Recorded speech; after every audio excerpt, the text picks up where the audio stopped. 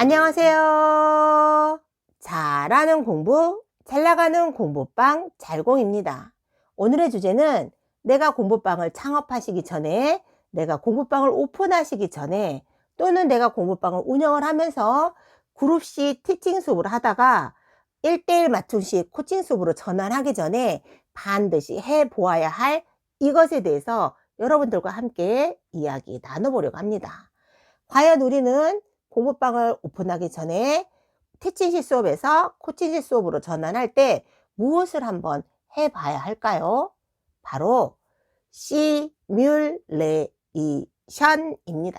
우리는 공부방 교습소 학원을 오픈하시기 전에 그룹식 티칭 수업에서 1대1 맞춤식 코칭 수업으로 전환하시기 전에 내 머리로든 아니면 지면에 도표화해서 시뮬레이션을 하고 실전에 투입했을 때 혼선을 막을 수 있고, 아이들이 수업을 하면서 어수선하고 허둥지둥하는 것을 방지할 수 있고, 수업을 하는 선생님 또한 아이들을 미리 한번 시뮬레이션 해봤기 때문에 잘 케어할 수 있고 잘 이끌어갈 수 있고, 아이들이 공항에 있는 컨베이어 벨트처럼 자동화로 잘 움직이는 시스템을 구축할 수가 있습니다.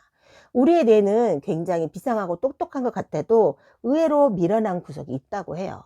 우리가 현장에서 뛰고 몸으로 체험했을 때만 이 머리가 기억하는 게 아니라, 우리가 상상하고 생각하고 내가 그걸 구상하고 한번 시뮬레이션을 해보면 우리의 뇌는 마치 내가 진짜 그거를 경험해 본 것처럼, 내가 해봤던 것처럼, 내가 본 것처럼 기억을 하고 있다고 합니다. 그래서 처음 필드에 나가서 수업을 하시기보다는 머리로 내가 생각하고 구상을 하시든 아니면 지면으로 도표화 하셔서 시뮬레이션을 한다면 그 많은 혼선을 막을 수 있고 어수선하지 않고 체계화되게 수업을 하실 수 있는 큰 장점을 가지고 있습니다. 뇌가 미리 상상하고 뇌가 미리 기억하고 뇌가 그거를 지시하고 있기 때문에 당황하지 않고 그 상황을 잘 이끌어갈 수가 있는 것 같아요. 저도 처음에 그룹식 티칭 수업을 했을 땐 처음에는 그냥 1팀 받아서 수업 60분 하고 끝나서 아이들을 보내고, 또 2팀 받아서 수업하고 60분 수업하고 끝내서 아이들 보내고, 3팀 받아서 수업하고 60분 수업하고 아이들을 보냈었는데, 이 중간중간에 갭이 있다 보니까 많은 아이들을 수업을 할 수도 없고, 또 아이들이 또 일찍 오거나 또 늦게 가는 아이들이 이렇게 있다 보면 교실 안에 머물러 있는 아이들이 생각 외로 있어서 많이 혼선되기도 하고 어수선한 분위기가 있었거든요. 또 내가 60분 수업하고 아이들을 보내기에는 너무 시간이 좀 좁고, 내가 더 아이들을 좀 더 많이 해줄 수 있는 방안이 없을까? 아이들을 좀 더 공부방에 불러서 조금이라도 내가 더 봐줄 수 있는 부분이 없을까? 같은 시간이라도 아이들이 공부방에 왔을 때는 그 시간을 가장 효율적으로 쓸 수 있는 방법은 뭐가 있을까 고심을 하고, 제가 이런저런 방법을 구상해 봤을 때 제가 시뮬레이션 한번 해봤거든요. 그런데 정말 너무너무 효과적이었습니다. 의외로.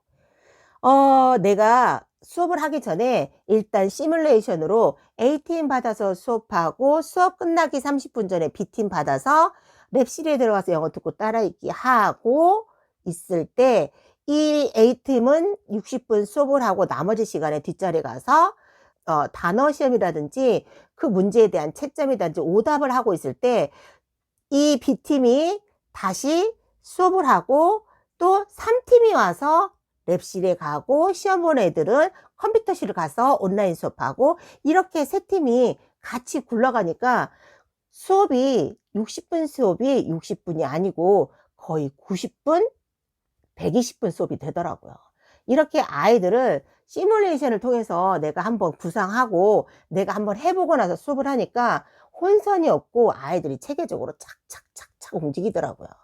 정기적으로는 60분 수업이지만 아이들한테 해줄 수 있는 부분은 90분, 최대 120분까지도 아이들에게 시간 할당을 하면서 수업을 하니까 아이들도 이익이 되고, 선생님도 아이들이 성장하는 모습을 보고 아이들이 발전하는 모습을 보니까 또 나름 선생님도 자존감이 한층 올라가고 서로 윈윈하는 그런 경험이 있었거든요. 그룹식 티칭 수업을 하다가 2019년에 제가 한 팀부터 코칭 수업으로 전환을 할 때 수업하기 전에 제가 미리 머릿속에 구상을 해놓고 시뮬레이션을 미리 해놓고 수업을 하니까 마치 내가 했던 것처럼, 내가 한번 해봤던 것처럼 그런 경험이 되더라고요, 그것도.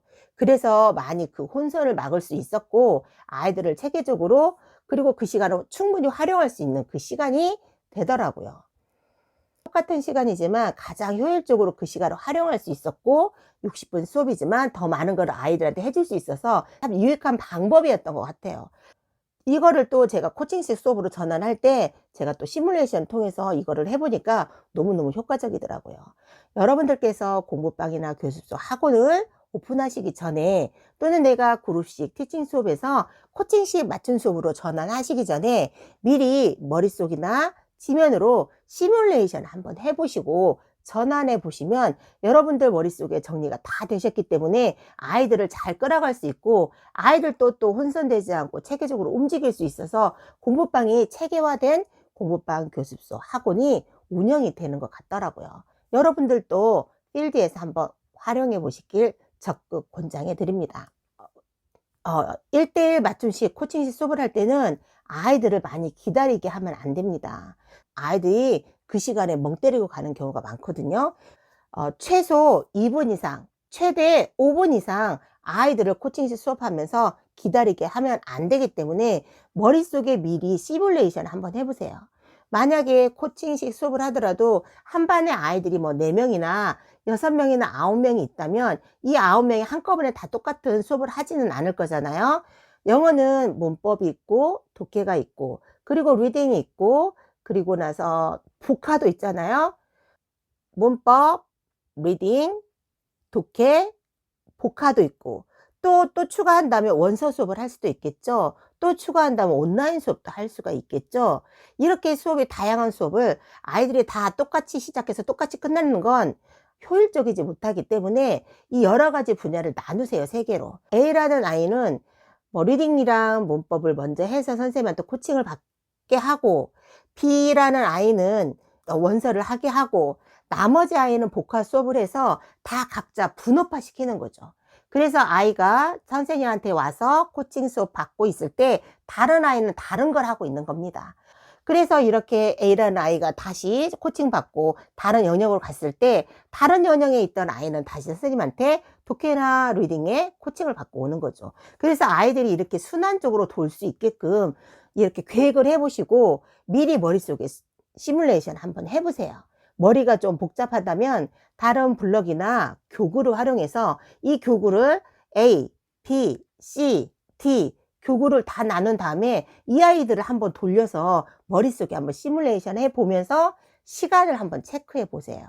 이렇게 시뮬레이션을 통해서 아이들이 혼선이 겹치지 않게, 아이들이 기다리지 않게 골고루 아이들을 잘 잡고 갈 수 있는 시뮬레이션 하고 나서 수업을 하시면 훨씬 더 효과적이고, 내가 더 실전에 미리 뛰었던 사람처럼 혼선 없이 아이들이나 선생님이 허둥지둥하고, 그리고 아이들이 허투루 시간을 보내는 그런 시간이 없을 겁니다. 이렇게 시뮬레이션을 통해서 코칭 수업을 하시거나 그룹식 티칭 수업을 하시면 훨씬 체계화되고 훨씬 아이들에게 효율적인 시간을 보낼 수 있고, 아이들 관리도 잘 할 수 있고, 동일 시간에 공부방에 많은 아이들이 있어도 공항에 있는 컨베이어 벨트처럼 이렇게 순환이 되다 보니까 아이들이 시간을 낭비하는 경우도 별로 없고요. 굉장히 체계화된 그런 시스템으로 공부방 교습소 학원을 운영하실 수가 있답니다. 시뮬레이션을 통해서 체계화된 공부방 교습소 학원을 잘 운영하셨으면 좋겠습니다. 사실은 이 영상을 오전에 찍었었거든요. 오전에 찍고 나서 오후에 이제 편집하려고 보니까 제가 마이크를 착용을 안 해서 소리가 다 날아가 버렸더라고요. 그래서 제가 지금 저녁에 이거를 다시 촬영을 하거든요. 지금 시간이 11시 50분이에요. 아무래도 밤이다 보니까 목도 타고 피곤하기도 해서 제가 목소리가 많이 다운되고 좀 하이텐션이 아닌 것 같은데, 그런데 제가 이거를 또 나중에 해야지라고 또 생각하면 또 잊어버릴 수도 있을 것 같아서 그냥 제가 피곤함에도 불구하고 잠 자기 전에 여러분들께 영상을 올려드리려고 이렇게 영상 촬영에 들어갔습니다. 아이들을 위해서 항상 연구하시고 항상 고군분투하고 노력하시는 선생님만큼 아름다운 선생님은 없는 것 같습니다. 아름다운 선생님이 되기 위해서 선생님과 저는 항상 최선을 다해서 초심을 잃지 않고 그 자리에서 아이들을 지켜가는 선생님이 되기를 기원합니다. 아이들과 함께 성장하시고 아이들과 함께 발전하시는 저와 여러분이 되기를 간절히 기원하면서 화이팅 외치면서 영상 마무리해 보도록 하겠습니다. 오늘도 화이팅!